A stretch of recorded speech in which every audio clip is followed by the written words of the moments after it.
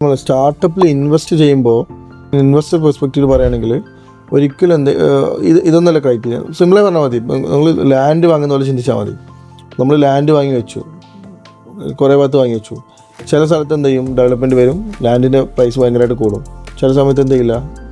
സെയിമാണ് സ്റ്റാർട്ടപ്പിൻ്റെ valuation. ശരിക്കും real എസ്റ്റേറ്റിൽ simpler example പറഞ്ഞുതരാം. ഷഹബാസ് ഒരു ഏക്കർ സ്ഥലം വിചാരിക്കുക.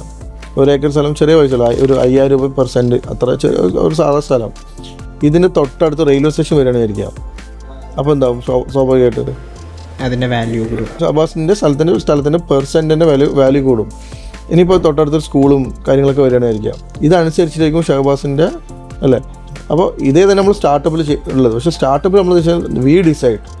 റെയിൽവേ സ്റ്റേഷൻ വരുന്നതും ചിലപ്പോൾ സ്കൂൾസും കാര്യങ്ങൾ വരുന്നതൊക്കെ എന്തായിരിക്കും, ചാൻസസ് ലെക്കായിരിക്കണം. ഇല്ലെങ്കിൽ അങ്ങനത്തെ പല ഫാക്ടേഴ്സും പല എക്കണോമിക് കാര്യങ്ങളനുസരിച്ചിട്ടായിരിക്കും, പോപ്പുലേഷൻ പല ഫാക്ടേഴ്സ് വെച്ചിട്ടായിരിക്കും. ആവശ്യം സിനിമയിലെ അതെ, മറ്റേ രംഗണ്ണൻ്റെ കഥ പറയുന്നതല്ലേ. പക്ഷേ ഇവിടെ പറയുന്നത് സ്റ്റാർട്ടപ്പിൽ വെച്ച് നമ്മളാണ് ഡിസൈഡ് ചെയ്യുന്നത്, നമ്മൾ പ്ലാൻ ചെയ്യും. ഇപ്പോൾ റെയിൽവേ സ്റ്റേഷൻ വരുന്നത് ഇല്ലെങ്കിൽ ഇതുപോലെയുള്ള ഫാക്ടേഴ്സാണ് എന്ത്, customer acquisition, revenue, customer retention, ഇങ്ങനത്തെ കാര്യങ്ങൾ. അപ്പോൾ വീൽ പ്ലാൻ ഒരു സ്റ്റാർട്ടപ്പ് വെച്ചാൽ അങ്ങനെ ഒരു ഓൺടർപ്രണർ പ്ലാൻ ചെയ്യേണ്ടത്.